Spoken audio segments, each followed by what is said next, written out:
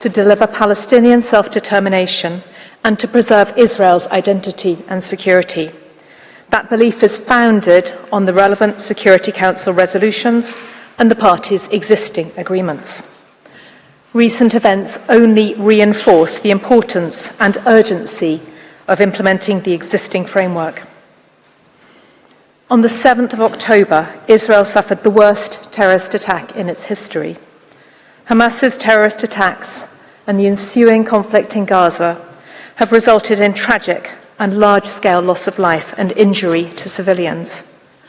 Palestinians now face a desperate humanitarian crisis in Gaza. The United Kingdom wants to see an immediate suspension of the fighting in Gaza and then progress towards a sustainable and permanent ceasefire.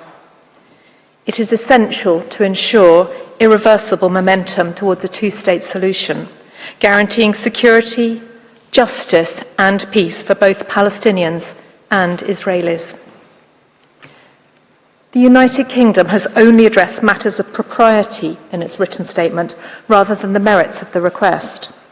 It takes the same approach in these oral submissions. In doing so, the United Kingdom should not be taken to accept any factual allegation or legal proposition advanced by other participants. Over the course of this week, we have heard certain characterizations of Israel's actions which we don't accept. We have also heard characterizations of our own conduct and the motivation for it, which we emphatically reject. We are confident that the court will find analogies with unrelated cases to be entirely unhelpful. What matters is the case before it today. The United Kingdom confines its submissions to relevant matters of legal principle, firmly founded on the court's own jurisprudence. We submit that the terms of the request do not allow the court to give an opinion in a manner consistent with its judicial functions. The United Kingdom will focus today on three key points concerning propriety, which will be developed by Professor Saroushi. They are: first, the impact of the non-circumvention principle in this case. Second, the unsuitability of the fact-finding exercise that the court would have to conduct to answer the request as presently framed. Third, the effect of Security Council resolutions 242 and 338. Each of these points independently provides a cogent reason for declining to answer the request. The court will have observed that our third reason has occupied a particularly prominent place in the participants' oral submissions. Should the court be minded to issue an opinion, then the United Kingdom would respectfully urge it to reformulate the questions to concentrate on the Security Council framework. In this scenario, the court should focus on assisting the General Assembly in supporting urgent progress towards a negotiated solution. I will address this point in concluding the United Kingdom submissions later. But first, Mr. President, I invite you to give the floor to Professor Saroushi to address the issues of propriety. Thank you, Ms. Langrush. I now give the floor to Professor Saroushi. You have the floor, sir. Mr. President, members of the Court, it is an honour to appear before you on behalf of the United Kingdom. I shall first address the non-circumvention principle. The Court's jurisprudence has long recognised the distinction between its advisory and contentious jurisdictions. The Court has held consistently that its advisory jurisdiction cannot be used to undermine the fundamental requirement of state consent. Further, it should not provide a form of judicial recourse for parties, nor should the Court resolve disputes between parties using its advisory jurisdiction. Instead, the Court's advisory function is to offer legal advice to the UN organs requesting the opinion in order to assist them in their activities. Let me be clear. The United Kingdom does not submit that a state whose rights or duties may be affected by an opinion can prevent the Court from giving an opinion.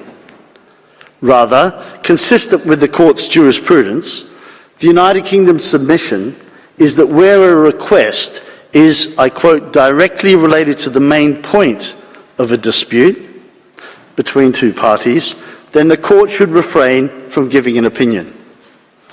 In the words of the court in Western Sahara, to give an opinion in such a case, I quote, would have the effect of circumventing the principle that a court is not obliged to allow its disputes to be submitted to judicial settlement without its consent. Close quote. If the court were to answer the request as currently formulated, it would entail a breach of the non-circumvention principle. The United Kingdom makes 4 points. The first relates to the nature and content of the bilateral dispute. It is more than a mere difference of views. It is a dispute of acute sensitivity. It is long-standing. It concerns the status of Israel's occupation, issues of security, and the conditions under which Israel can and should withdraw from the occupied Palestinian territories. Second, the request engages that core dispute. The General Assembly asks the court to consider in express terms and rule on both the legal status of the occupied territories and the legal consequences of that status.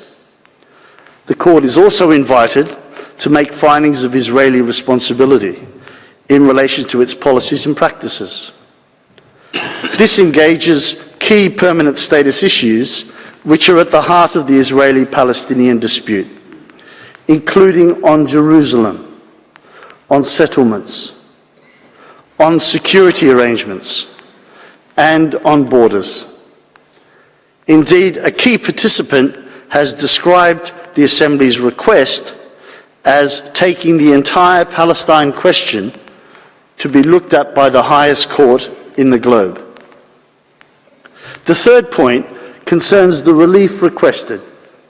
The court is asked to determine that Israel's occupation is unlawful and to order that Israel should withdraw immediately from the occupied territories as a result. Over the course of this hearing, the court has repeatedly been requested to order Israel's immediate, unconditional and total withdrawal. This repeated insistence further demonstrates that the court is being asked to decide the main point of the dispute, which several states recognize. Finally, Israel has not consented to the main points of the dispute being resolved by this court. To the contrary, it has asked the court to refuse to respond to the request. Given the content of the request as currently formulated, there is thus no basis on which the court should answer it. Participants have identified 2 main counter-arguments as to why the court should proceed to answer the request.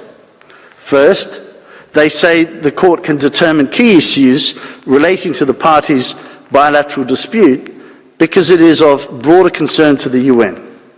Their argument relies on the court's recognition in the Wall opinion that the General Assembly has a permanent responsibility towards the question of Palestine. The result, they say, is that the request arises, quote, in a much broader frame of reference than a bilateral dispute. With respect, the United Kingdom disagrees. The General Assembly's consideration of a bilateral dispute does not mean that the non-circumvention principle is inapplicable. If it did, the principle would never apply in any advisory proceedings, since any bilateral dispute on which the Assembly made a request would always fall within the so-called broader frame of reference. Such an approach would deprive the non-circumvention principle of all practical application. This approach to the United Kingdom is consistent with the Wall opinion. That opinion did not concern the core aspects of the Israeli-Palestinian dispute. The court itself accepted that it could not properly address what it referred to as the greater whole of the dispute. Judge Higgins characterized that approach as wise and correct. Judge Karoma was careful to distinguish the request in the Wall case from any such broader request that concerned the Israeli-Palestinian conflict as such or its resolution. And Judge Awada accepted that the court's answer should not, quote, be tantamount to adjudicating on the very subject matter of the underlying concrete bilateral dispute that currently undoubtedly exists between Israel and Palestine. A related point that several participants have advanced is that the Israeli-Palestinian dispute is multilateral in character because it concerns erga omnes obligations.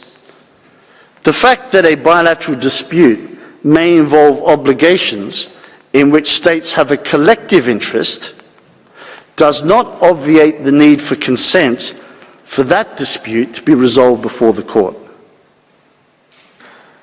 Nor does it change the fact that there are two participants involved in that bilateral dispute. The second counter-argument on non-circumvention is that the non-binding nature of advisory opinions means that a court can opine on a bilateral dispute. Like the first argument, this would deprive the non-circumvention principle of all practical application. By definition, Mr. President, all advisory opinions are non-binding, and so the principle would never apply in any advisory proceedings. This ignores that the court is being asked to make findings about Israel's liability and responsibility for various alleged breaches of international law that are central to the bilateral dispute. The court would in substance be deciding on the main points of the dispute if it were to answer the request as formulated. And that is precisely the problem that the non-circumvention principle is intended to avoid. This submission also ignores that serious legal consequences may result from the court's findings. This risk is even more pronounced since several participants asked the court to make legal determinations for the express purpose of clarifying the law relevant to the parties' negotiations. In sum, the principle of non-circumvention is engaged in this case. Mr. President, members of the court, if this fundamental legal principle is ever to have any real meaning or application, the court must decline to answer the request as currently formulated. I now turn to the United Kingdom's argument concerning the court's factual inquiry. Let me be clear. The United Kingdom is not questioning the court's competence to make factual findings. The court can, of course, do so, and the United Kingdom does not suggest otherwise. Nor is there any doubt that the information and evidence available to the court is voluminous. Rather, it is the sheer scale and complexity of the factual determinations that would need to be made by the court in these advisory proceedings which is the problem. The United Kingdom is not the only participant to raise this issue. Allow me to highlight a few features of the factual determination process in this case. The request in the present case makes no attempt to set out its factual basis. This stands in stark contrast to the Wall opinion. In that case, the request by the General Assembly was based on assumed facts described in a single report by the UN Secretary General.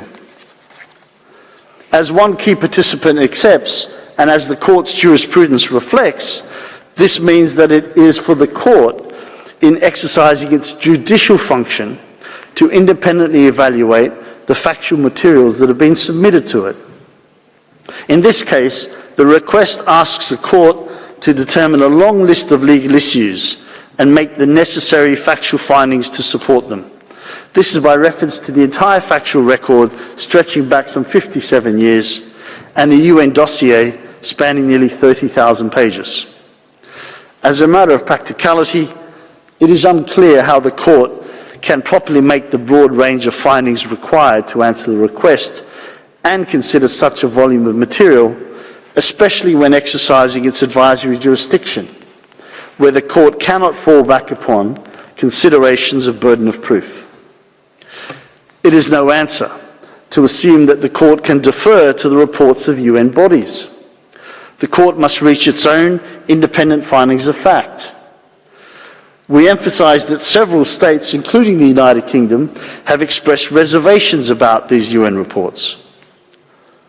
The court's task is further complicated by a factual landscape that's rapidly shifting in the context of an ongoing and active conflict. This creates the serious risk that the court may draw legal conclusions on an incorrect factual basis. The problem is further heightened by the gravity of the accusations levelled against Israel, where it is not a party and where the proceedings have been expedited.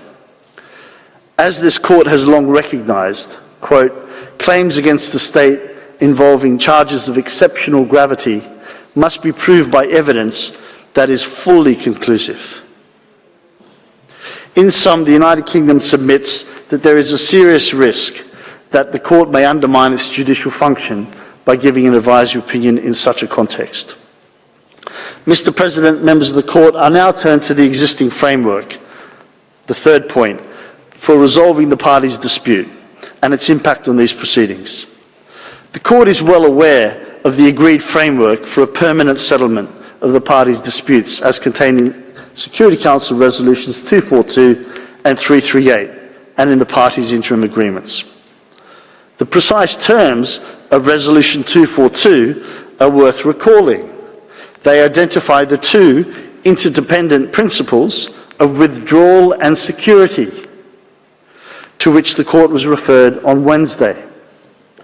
To be clear, this resolution does not determine that the occupation is unlawful. The terms of the resolution make this plain. The Security Council and the General Assembly continue to endorse this framework. Most recently, in December 2023, the Council affirmed its unwavering commitment to a two-state solution. Both organs also continue to recognise that a permanent settlement requires a negotiated solution under the auspices of the UN. Many states in these proceedings have emphasised the need for a negotiated solution and the importance of preserving the agreed framework in the context of these proceedings. The United Kingdom shares these views. The parties' agreed framework provides a further basis for declining to answer the request. That framework envisages the negotiation of Israel's withdrawal, not a court decision requiring it. In response to this submission, three main points have been raised by other participants. First, it is said the negotiation process has been stalled for some time. This does not negate the validity of the Security Council framework, nor does it change the reality that a negotiated solution under the UN's auspices is the only possible way in which the conflict will be resolved. It underscores the need to strengthen that process rather than undermine it.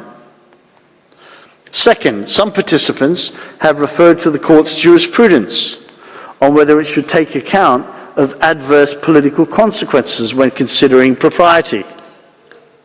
The court's jurisprudence requires there to be an objective basis to assess the relevance of such consequences.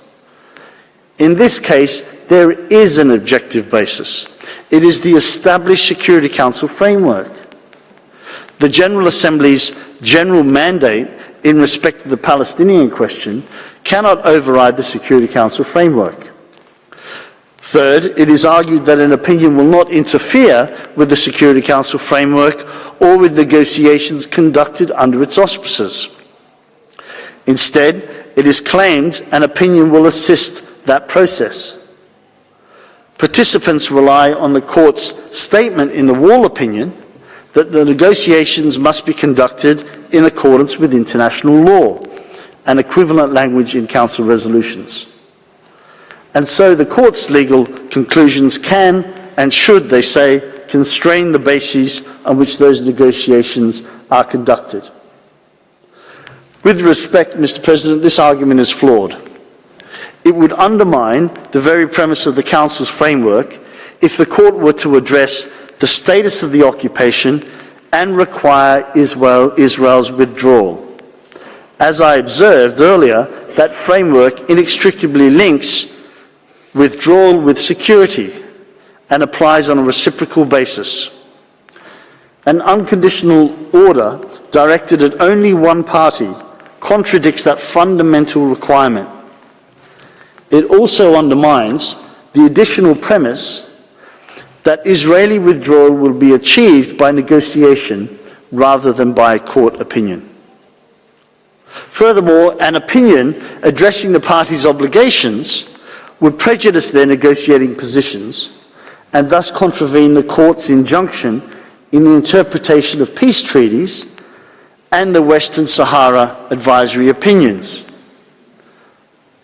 That, I quote, the legal position of the parties to a dispute cannot be in any way compromised by the answers that the court may give to the questions put to it. For these reasons, the United Kingdom respectfully requests the court to decline the request as presently formulated. Mr. President, I now invite you please to give the floor back to Ms. Langrish. I thank Professor Saroushi. I now give the floor back to Mrs. Langrish.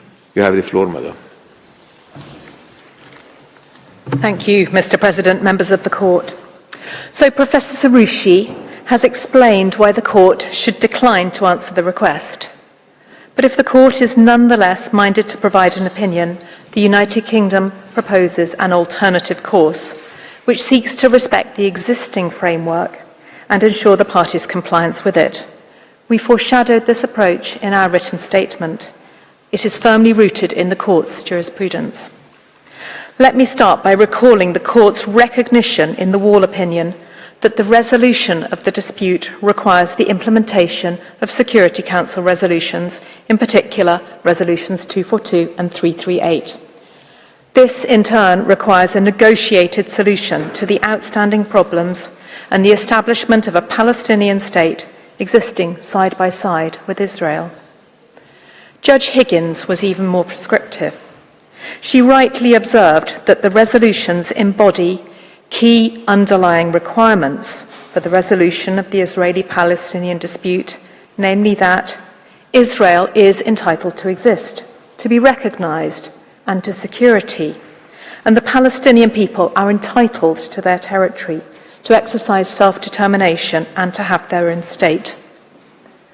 Judge Higgins further recalled that Resolution 1515 of 2003 envisages that these long-standing obligations are to be secured both generally and as to their detail by negotiation. Her view was that the court, and I quote, should have used the latitude available to it in an advisory opinion. And she reminded both parties not only of their substantive obligations under international law, but also of the procedural obligation to move forward simultaneously. The United Kingdom's position on the principles for the implementation of Resolutions 242 and 338 has long been clear. First, there must be an agreement on the borders of the two states based on the June 1967 lines with equivalent land swaps between the parties. Second, security arrangements for the Palestinians must respect their sovereignty, and for Israel they must protect its security. Third, a just, fair, agreed and realistic solution to the refugee question must be put in place. And fourth, the aspirations of both parties for Jerusalem must be fulfilled through negotiations on the status of Jerusalem as the future capital of both states. The United Kingdom agrees with those states that urge the court not to cause prejudice to the existing Security Council framework or to decide any aspect of the parties' bilateral dispute. Like other participants, the United Kingdom recognises that an alternative route to respect propriety is to reinterpret the request or reformulate its terms. There is no question that the court has the power to proceed in this way. It has often been required to interpret or even reformulate the questions put. As Judge Tomka has acknowledged, the Court can avoid intruding on a bilateral dispute by narrowing the scope of its answer. The question for the Court is how best to achieve these aims. We propose that the Court's opinion should focus on endorsing the continued application of the agreed framework with a view to ensuring its urgent implementation. An answer of this kind would respect the 3 propriety limitations that we have identified. It would also assist the General Assembly to discharge its mandate on the Palestinian question, which many participants have emphasised is the object of this request. More specifically, the United Kingdom in this alternative submission respectfully invites the Court to do the following: to endorse the continued application of the Security Council framework to both parties and the need for its urgent implementation at the earliest possible opportunity, to recall both parties' obligations to respect the terms of the Council's framework, to recall both parties' agreement not to aggravate their dispute by taking any step to change the status or integrity of the occupied territories until a negotiated solution is agreed. And lastly, to reaffirm the parties' obligations in their interim agreements that they negotiate on permanent status issues. In this way, the Court could assist the General Assembly in achieving its stated objective, which is to support urgent progress towards a negotiated solution within the Security Council framework. The United Kingdom reiterates that a negotiated 2-state solution is the only way in which the Israeli-Palestinian conflict will be resolved. Mr. President, honourable members of the Court, thank you for your attention. That concludes the United Kingdom's submissions. I thank the delegation of the United Kingdom for its presentation. I invite the next participating delegation, Slovenia, to address the Court, and I call Mr. Helmut Hartmann to the podium.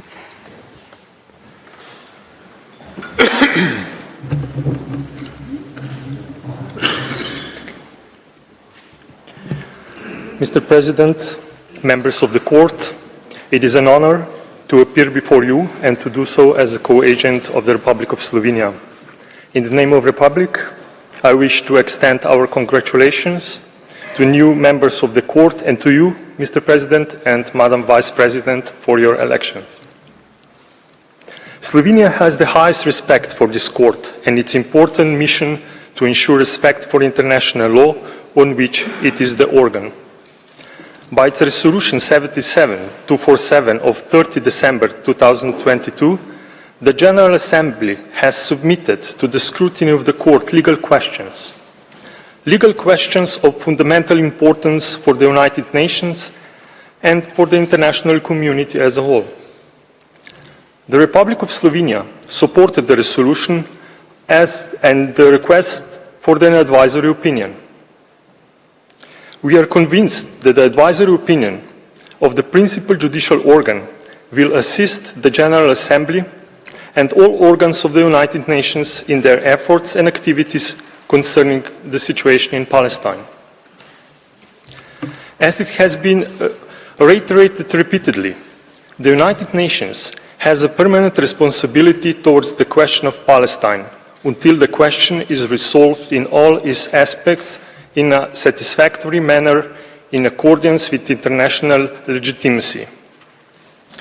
In its declaration of the current situation in Palestine and Israel, adopted on 23 November last year, the National Assembly of the Republic of Slovenia expressed its hope that the international community, including the United Nations, adopts a more ambitious, responsible and coordinated approach that will constructively support the Middle East peace process, leading to a lasting, peaceful coexistence between two peoples and to a 2-state solution. Mr. President, it's hardly need to recall in this great hall of justice that one of the purposes of the United Nations is to bring about by peaceful means and in conformity with the principles of justice and international law adjustment or settlements of international disputes or situations which might lead to a breach of the peace. International law and its respect constitute the cornerstone of the activities of the organization and of the relations between its member states. As the principal judicial organ of the United Nations, this court's role is to identify existing principles and rules, interpret them, and apply them, thus offering a reply to the question arising by the organs of the organization based on law. The questions submitted to your scrutiny concerning the legal consequences arising from policies and practices of Israel are scarcely susceptible of a reply otherwise than on the basis of law. The legal principles and rules upon which the court is asked to provide an advisory opinion constitute some of the most basic foundations for a peaceful, just, lasting, and comprehensive solution to the question of Palestine. The Republic of Slovenia is fully committed to these fundamental principles, ensuring a consolidated multilateral system based on an effective United Nations organization, the sovereign equality of states, collective security, the peaceful settlement of disputes, the self-determination of peoples, high human rights standards, and a powerful rule of international law. We are mindful that a comprehensive solution needs to be achieved through meaningful negotiations aimed at the complete end of the occupation of the Palestinian territory and a resolution of all status issues. It is deeply concerning that despite efforts of the United Nations and the numerous resolutions of the General Assembly and the Security Council, negotiations have been stalled. As we speak, the prospect of the mutual agreed solution seems to be more and more uncertain. The situation in the region is alarming. Therefore, more than ever, it is indispensable for the organization and for the international community to take and to encourage all efforts that, with a view to achieving as soon as possible, on the basis of international law, a negotiated solution to the outstanding problems and the establishment of the Palestinian state existing side by side with Israel and its other neighbors, with peace and security for all in the region, as the court emphasized in its 2004 advisory opinion. The Republic of Slovenia, through the voice of its National Assembly, reaffirms its unwavering support for a negotiated two-state solution on the basis of the 1967 borders, resulting in two sovereign democratic states living together in peace and security in full respect of international law. However, Mr. President, the need for negotiations aimed at the mutual agreeable solution or the existence of the framework for such negotiations are not compelling reasons that should lead the court to decline the request for an advisory opinion. On the contrary, further clarifications in respect of relevant legal principles, rules and responsibilities can only contribute to a solution on the basis of meaningful negotiations, international law, and the rule of law. The court recalled in 1996 and 2004 that it is, and I quote, aware that no matter what might be its conclusion in any opinion it might give, they would have relevance for the continuing debate on the matter in the General Assembly and would present an additional element in the negotiations on the matter. End of quotation. In this regard, the questions asked by the General Assembly are relevant and have a practical effect guiding the United Nations, its member states, and those most directly involved in respect of the legal implications that need to be taken into account for achieving a lasting, comprehensive, and just solution through peaceful means, and particularly through negotiations, is plenty part of the court's judicial function. As a court of law, as a world court, you are entitled to pronounce on legal questions that will and must drive, frame, and facilitate further actions and negotiations aimed at a full and complete settlement of the questions of Palestine. Mr. President, the Republic of Slovenia considers that nothing prevents the court to address the request of the General Assembly in law and in fact. As I have already recalled, the questions are legal ones. The court is asked to opine upon the legal consequences arising from policies and practices of Israel. It is thus for the court to assess whether these policies and practices are in breach of rules and principles of international law, and on this basis clarify the legal consequences of these violations. Moreover, the record before the court and the information publicly available contains sufficient information and evidence enabling the court of properly assessing the questions of fact that are relevant and necessary for answering the legal questions before it.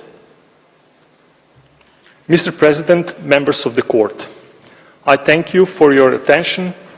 Mr. President, may I kindly ask to give the floor to Dr. Daniel, who will continue the presentation of the Republic of Slovenia. I thank Mr. Hartmann. So I now invite Dr. Daniel Müller to the podium. You have the floor, sir. Yes, thanks very much. Mr. President, distinguished members of the court, it's a great privilege for me to appear before you and to do so to assist the Republic of Slovenia. Given the time at my disposal, it's scarcely conceivable to respond to all the aspects of the two questions addressed by the General Assembly in its Resolution 77247, so I'm going to stick to 2 points. First, the relevant rules and principles of international law to respond to the questions posed, and inter alia those relating to the right of the Palestinian people to self-determination. Then, secondly, I'll look at the legal consequences arising from the violations of these rules and principles of international law, inter alia for Israel, but perhaps all for all the other states and for the United Nations. I'll do with these 2 points seriatim. Mr. President, the right of the Palestinian people of self-determination, specifically mentioned in the first question posed by the General Assembly, is not open to dispute. Your court has already underscored in your advisory opinion of 2004 that the existence of a Palestinian people is no longer an issue, and that among the legitimate rights of the Palestinian people is that of self-determination. A people's right to self-determination is not just some random right. Indeed, as of 1945, the importance of this right has justified its inclusion in the Charter among the objectives of the organisation and side by side with the principle of the equal rights of peoples. The General Assembly subsequently confirmed in 1960 that, I quote, all peoples have the right to self-determination and that the subjection of peoples to alien subjugation, domination and exploitation constitutes a denial of fundamental human rights, is contrary to the Charter of the United Nations and is an impediment to the promotion of world peace and cooperation. The 2 covenants that Israel signed as of 1966 and to which it's a party since 1992 also reaffirm that all peoples have the right of self-determination and thus may freely determine their political status and freely pursue their economic, social and cultural development.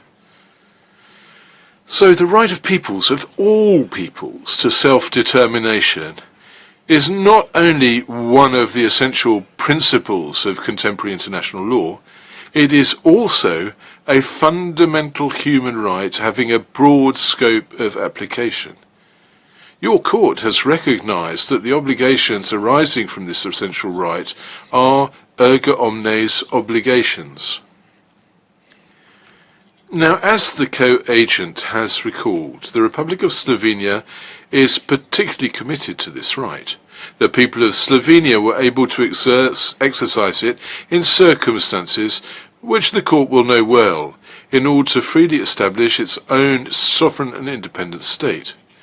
Given its history, the Republic of Slovenia is persuaded that the right to self-determination is an essential and indispensable pillar of the international legal order. More recently, Slovenia has supported the incorporation by the International Law Commission of a non-exhaustive list of peremptory norms in its draft conclusions of 2022, and this list includes, as you well know, the right to self-determination. Now, to this day, the Palestinian people has been unable to fully exercise its inalienable right to self-determination. Indeed, Israel, the occupying power for many decades, is actively preventing the full realization of the Palestinians' right to self-determination in compliance with the guarantees and principles of international law. The occupation of Palestinian territory, its colonization and its fragmentation constitute not only a flagrant violation of the prohibition of the acquisition of territory by force, but also is a considerable impediment to the realization of a free and independent Palestinian state. The court recalled quite rightly that the peoples of non-self-governing territories are entitled to exercise their right to self-determination in relation to their territory as a whole, the integrity of which must be respected by the administering power. As a consequence thereof, any modification of the territorial base to which a people is entitled by right of self-determination, as well as the de facto and de jure annexation by Israel of a considerable part of Palestinian territory, are by their very nature contrary to international law. The need for respect and preservation of the territorial unity, contiguity and integrity of all of the occupied Palestinian territory, including East Jerusalem, recalled once again by the General Assembly in December last year, constitutes an essential condition for the Palestinian people to fully realize its right to self-determination and exercise its sovereignty over its territory. Thus, as the Council for Human Rights has recalled, the Israeli settlements fragmenting the West Bank, including East Jerusalem, into isolated geographical units, severely undermines the exercise of Palestinian self-determination. Mr. President, the right of the Palestinian people to self-determination is fundamentally hobbled by the prolonged occupation of Palestinian territory by the occupying power, and by the non-compliance with the obligations incumbent upon that power under the elementary rules of international humanitarian law. Palestinian territory remains under occupation within the meaning of international humanitarian law. The court established in its advisory opinion of 2004 that on account of this de facto situation, the relevant customary and conventional rules of international humanitarian law are applicable in occupied Palestinian territory, including East Jerusalem. So, international occupation law is based on the idea that occupation may only be a temporary and provisional situation. The occupying power does not acquire sovereignty over the territory it occupies and must administer it taking due account of its specific legal status. It must abstain from taking measures likely to entail permanent change, be they the extent of the territory occupied or to its social, economic and demographic reality. More generally, the occupying power must not exercise its authority in order to promote its own interests, or with the aim of using the inhabitants, their property, or the resources of the occupied territory for its own benefit. The occupying power must ensure the protection of the population subject to occupation and take the necessary measures in order to respect their rights and ensure their implementation. Above all, that includes the fundamental rights guaranteeing dignity, equality, and the value of the individual.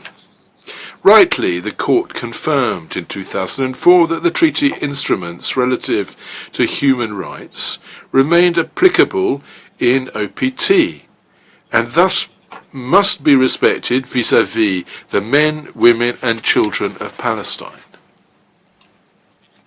The practices and policies implemented by the occupying power in occupied Palestinian territory do not comply with the elementary obligations of international human rights law or international humanitarian law. The Court already confirmed this in 2004 with respect to the construction of the wall. However, the colonization of occupied Palestinian territory, including East Jerusalem, and the installation of settlements with the aim of achieving lasting demographic change, and the displacement of Palestinians, the destruction of their houses and their property, have but accelerated. The Court, the General Assembly, and the Security Council have recalled that settlements in occupied Palestinian territory have no legal basis and remain illegal. The Council vigorously regretted for a long time the continuation and persistence of Israel in pursuing those policies and practices.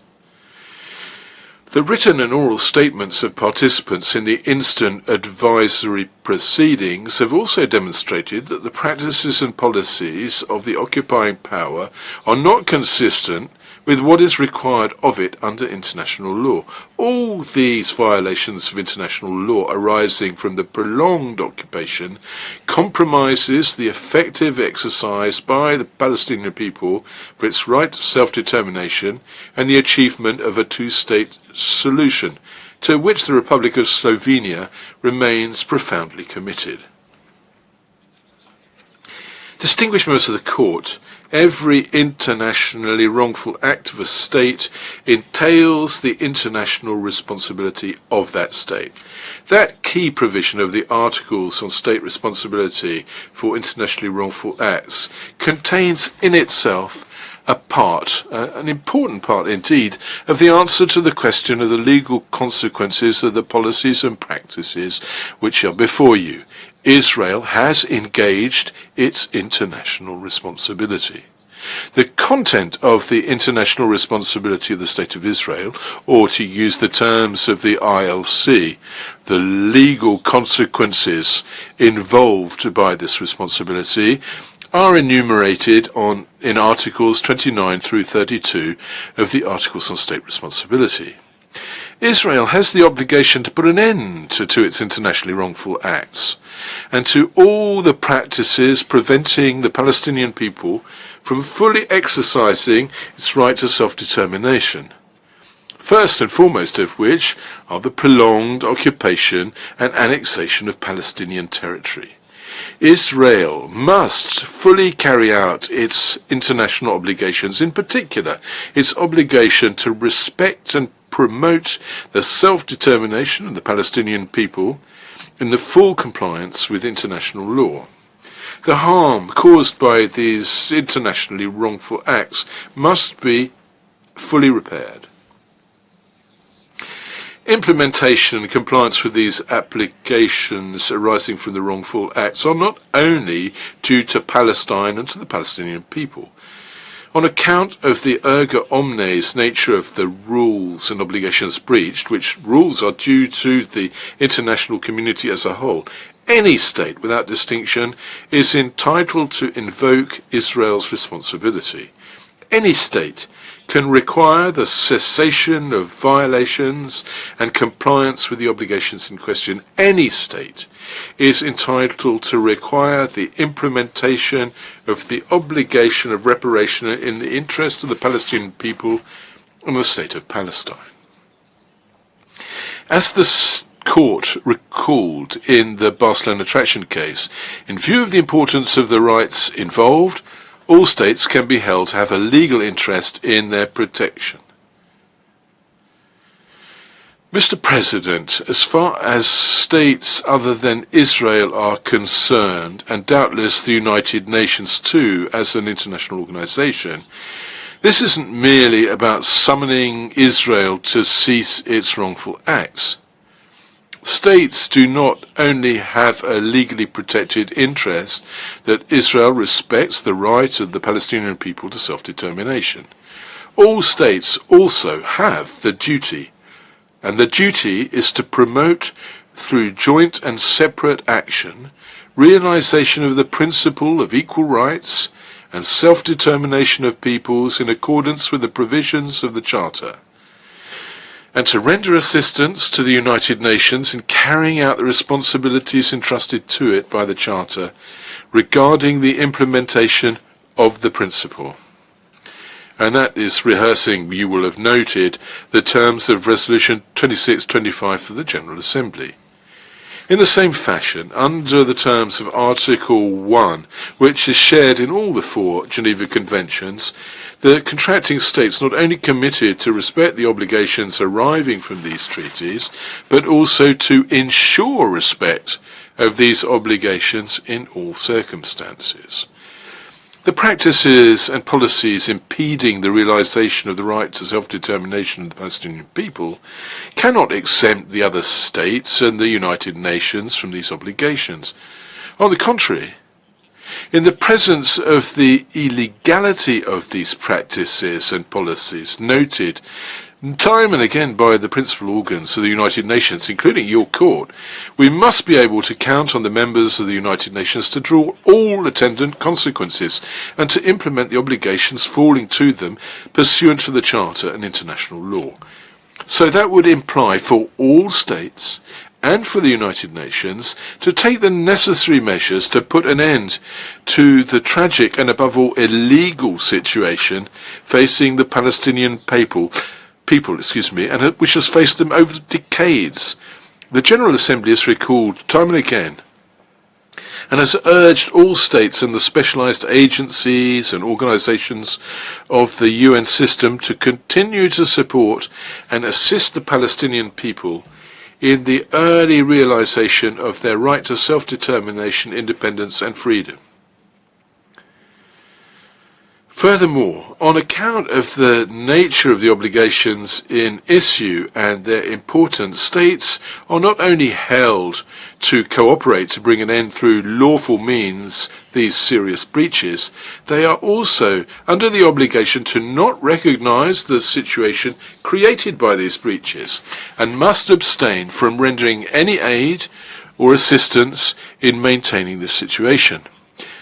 The Court has already confirmed the relevance and existence of legal consequences for all states in its 2004 advisory opinion, and the General Assembly has requested all states members of the United Nations to comply with their legal obligations as mentioned in the advisory opinion, including those consistent with their obligations under international law and the relevant resolutions not to recognize and not to render aid or assistance in maintaining the situation created by measures that are illegal under international law, and to not aid them in this end.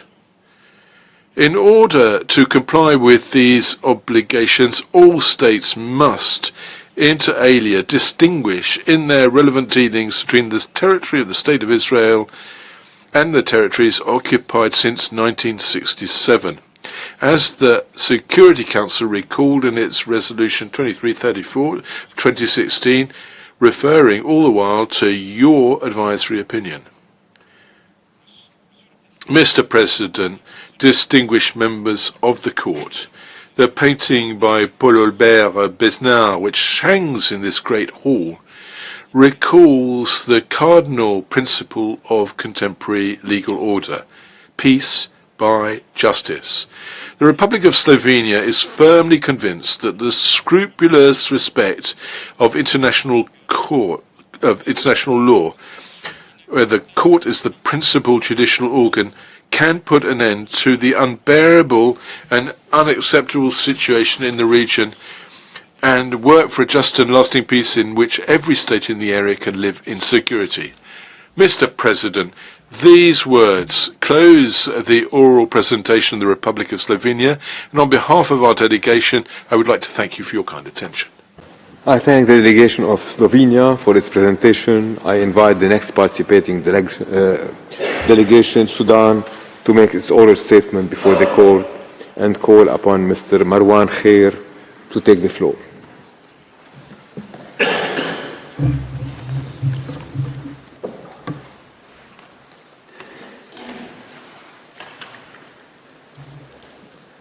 Mr. President,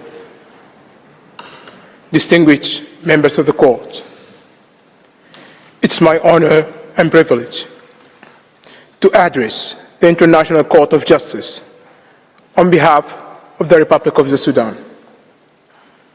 I express gratitude to this court for extending the opportunity for my country's participation in these advisory proceedings on the legal consequences arising from the policies and practices of Israel in the occupied Palestinian territory, including East Jerusalem. The Sudan is present here today, owing to the profound significance of these proceedings in the context of realizing the inalienable right of the Palestinian people to self-determination. This matter has persisted on the United Nations agenda for several decades. The dire circumstances prevailing in the occupied Palestinian territory over the past decades, compounded by the current severe humanitarian crisis in Gaza Strip, underscore the profound jeopardy facing the fundamental rights of all people in the Middle East, particularly the Palestinians. Therefore, these oral proceedings assume critical importance in persuading the court to exercise its jurisdiction and accept this request for an advisory opinion.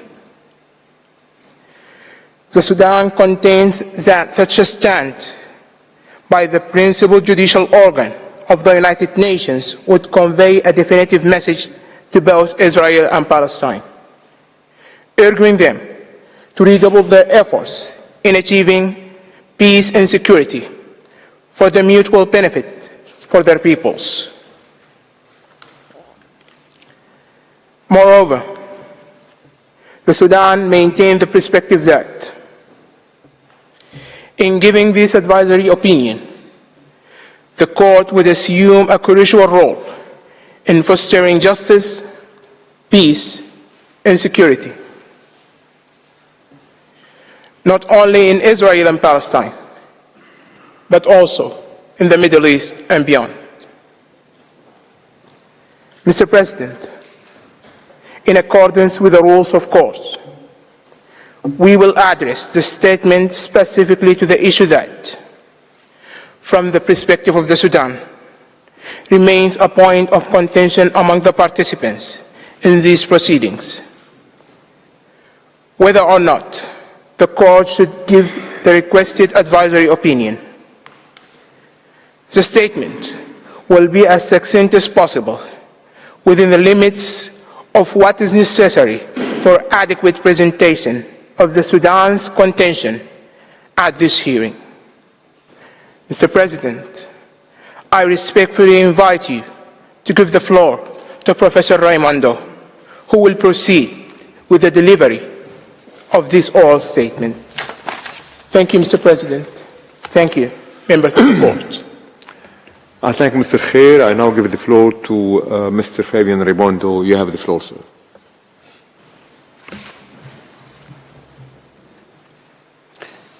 Mr. President, distinguished members of the court, it is my privilege and pleasure to stand before the International Court of Justice today to address the issues of jurisdiction and admissibility of this request for an advisory opinion. The articulation of objections to the admissibility of a request for an advisory opinion from the General Assembly is not an uncommon occurrence in proceedings before this court. Nevertheless, the court has consistently dismissed such objections. In the subsequent discussion, I shall initially recall the consistent jurisprudence of this court on the issues of jurisdiction and admissibility.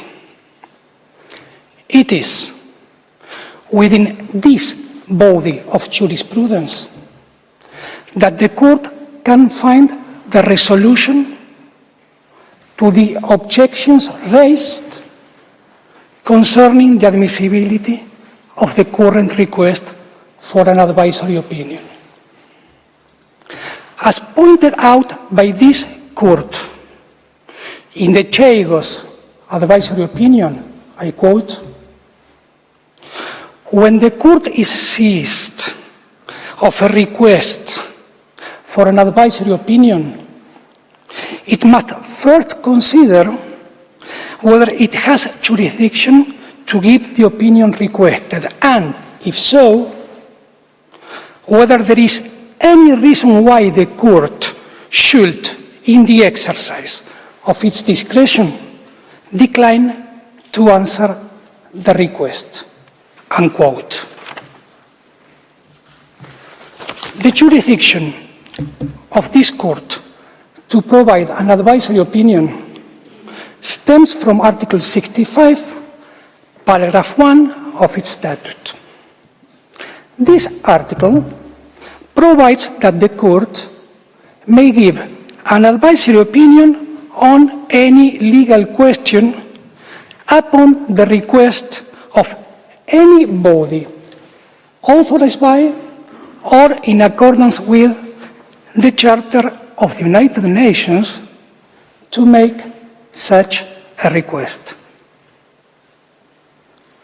The General Assembly has the authority to request an advisory opinion according to Article 96, paragraph 1 of the Charter of the United Nations, and this article stipulates that the General Assembly has the power to ask the International Court of Justice to provide an advisory opinion on any legal question. In these proceedings, the court is first asked to determine the legal consequences arising from the ongoing violation by Israel of the right of the Palestinian people to self-determination from its prolonged occupation, settlement, and annexation of the Palestinian territory occupied since 1967, including measures aimed at altering the demographic composition, character, and status of the Holy City of Jerusalem, and from its adoption of related discriminatory legislation and measures. Next, the court is asked how said policies and practices affect the legal status of the occupation and what legal consequences ensue for all states and the United Nations from this status. Mr. President, members of the court, it is evident that these questions concern the legal consequences of violations of international law that have been recognized as such by the Security Council and the General Assembly, among other United Nations organs and bodies,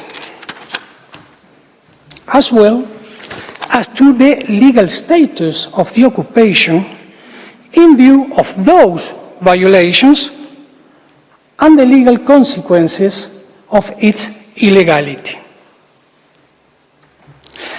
The General Assembly requests the Court to answer these questions in accordance with, inter alia, the rules and principles of international law, international humanitarian law, and international human rights law. For these reasons, the Sudan believes that the request has been made in accordance with the Charter and that the questions submitted to the Court are legal in character. I shall now proceed to the issue of the admissibility of the request. As recalled by the Court in the Chagos advisory opinion, I quote, "The fact that the Court has jurisdiction does not mean, however, that it is obliged to exercise it," unquote. According to consistent jurisprudence of this Court, the discretion whether or not to respond to a request for an advisory opinion exists to safeguard the judicial function of the Court as the principal judicial organ of the United Nations. However, the Court is aware that its reply to a request, I quote, represents its participation in the organization and, in principle, should not be reviewed, end of quote. It is an established jurisprudential principle that this Court may decline to respond to a request for an advisory opinion falling within its jurisdiction only in the presence of compelling reasons. The pertinent query at hand is whether there exists any compelling reason for this Court to decline to respond to the request referred by the General Assembly. Some participants in these proceedings have indeed alleged the existence of such reasons. The grounds most frequently invoked in these proceedings include, firstly, the contention that providing the opinion would prejudice the negotiation process between the parties involved in the underlying dispute. Secondly, the argument that admitting the request will be incompatible with the principle of consent in judicial settlement. And thirdly, the alleged prejudicial nature of the underlying questions and the lack of sufficient factual inquiry. I will now examine the first ground. This ground was raised by Canada, Hungary, Israel, Italy, and Zambia, among others. Thus, for example, in the opinion of Italy, I quote, "An advisory opinion by the Court might reduce the flexibility of the parties in dealing with present circumstances and long-term prospects, and therefore would not contribute to move the process closer to a mutually agreed solution," end of quote. This constitutes a type of argument that this Court has previously considered in other advisory proceedings. For example, in the nuclear weapons advisory opinion, the Court noted that concerns were raised about the potential negative impact of its response on disarmament negotiations. The Court acknowledged that regardless of its conclusions, they would introduce an additional aspect to the negotiations. However, the Court stated that the ultimate effect of its opinion is a matter of appreciation and cannot be seen as a compelling reason to refuse exercising its jurisdiction. This jurisprudential principle was confirmed by this Court in the advisory opinion on the wall. There is an additional, pivotal aspect to address in this context. The two questions central to the ongoing advisory proceedings pertain to the existing conditions in the occupied Palestinian territory. The Court is not tasked with determining the content of a final settlement or the precise boundaries of the Palestinian state. Essentially, the request seeks the Court to provide an authoritative legal opinion on the current legal ramifications of the practices and policies of Israel referred to in the request. The advisory opinion is expected to bear relevance to extant queries regarding legal status and its associated consequences. Such clarification holds the potential to significantly contribute to establishing the groundwork for a prospective negotiated resolution of the underlying conflict, rather than to endanger the established framework for negotiations that have been suspended for several years now. Hence, the Sudan believes that this does not constitute a compelling reason to decline responding to the request. I shall now address the second ground, the contention that the opinion would circumvent the principle of consent in judicial settlement. This ground was raised by Canada, Fiji, Hungary, Israel, and the United Kingdom, among other participants. For example, Canada objects that, I quote, "It is Canada's understanding that Israel, which has a direct interest in this case, has not provided consent for the ICJ to desist of this matter." End of quote. It is well-established jurisprudence of this Court that the lack of consent to the Court's contentious jurisdiction by interested states does not impact the Court's jurisdiction to render an advisory opinion. This rationale is exemplified by instances such as when the Court gave its advisory opinion on Western Sahara, even in the absence of Spain's consent to the request. When it delivered the advisory opinion on the wall, despite Israel not providing consent. And when it issued the Chagos advisory opinion, notwithstanding the absence of consent from the United Kingdom.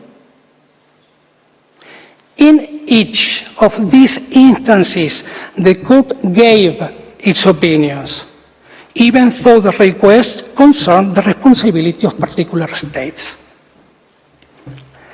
As this court said in Western Sahara, I quote, "In the present case, Spain is a member of the United Nations and has accepted the provisions of the Charter and Statute. It has thereby, in general, given its consent to the exercise by the court of its advisory jurisdiction," unquote. In the Sudan's view, the same rationale applies in the current advisory proceedings. The General Assembly has consistently played a crucial role in matters concerning Palestine, as evident from the documentation presented in the Secretary General's dossier before this court. The Palestinian people are yet to realize their right to self-determination, a fact that no state can plausibly contest. Therefore, the Sudan believes that the objection to the General Assembly's exercise of its competence in the realm of self-determination and its consideration of the situation in Palestine is unpersuasive. I shall now address the final ground, the allegedly prejudicial nature of the questions posed by the General Assembly and lack of appropriate factual inquiry. This ground was raised by Israel in the following terms, I quote, "The tendentious questions placed before the court not only distort the factual reality, they fundamentally misrepresent the legal reality as well," end of quote. In the same vein, another participant in the proceedings, the United Kingdom, posits that the request is inadmissible on the ground that, I quote, "the court cannot be confident that it will have a complete or accurate evidential picture before it," end of quote. Further, in this regard, the United Kingdom contends that, I quote again, "insofar as Israel does not participate in the advisory proceedings by furnishing evidence relevant to the request, the court will lack material explaining the Israeli side of the picture," end of quote. Nevertheless, it is imperative to recall that in the overwhelming majority, if not all, of the opinions rendered by this court, reliance on public information derived, for instance, from United Nations organs or specialized agencies has been a standard practice. In Part 2 of the dossier of materials before this court, there are many reports of competent United Nations bodies, such as the Special Rapporteur on the Situation of Human Rights in the OPT, the High Commissioner for Human Rights, and several human rights treaty bodies. Hence, in the Sudan's view, all these reports provide the court with sufficient information on the facts before it to give the requested opinion. Mr. President, members of the court, I express my gratitude for your attentive consideration, and I respectfully invite you to request Mr. Khair to deliver the concluding remarks of the oral statement on behalf of the Sudan. I thank Mr. Raimondo. I now give the floor back to Mr. Khair. You have the floor, sir.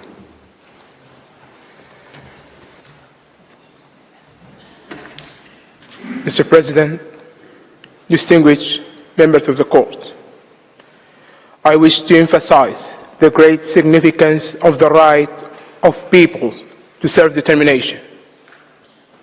in advisory proceedings conducted before this court, wherein the exercise of this right was a pivotal concern. The court's opinion emerged out of fundamental elements shaping the legal framework for resolving the underlying disputes, such as the one concerning Namibia. If only we had a comparable equivalent for Palestine. The successful resolution of the protracted dispute surrounding Namibia can be largely attributed to the court's judicial task. It's respectfully suggested that you should persist in fulfilling that role in the present advisory proceedings. In the light of the foregoing, the Sudan concludes that the court not only has jurisdiction to give the advisory opinion requested by the General Assembly, but also that there is no compelling reason for this court to use its discretionary power not to give the opinion. Thank you, Mr. President. Thank you, members of the court. I thank the delegation of Sudan for its presentation. Before I invite the next delegation to make its oral statement, the court will observe a break for 10 minutes. The sitting is suspended.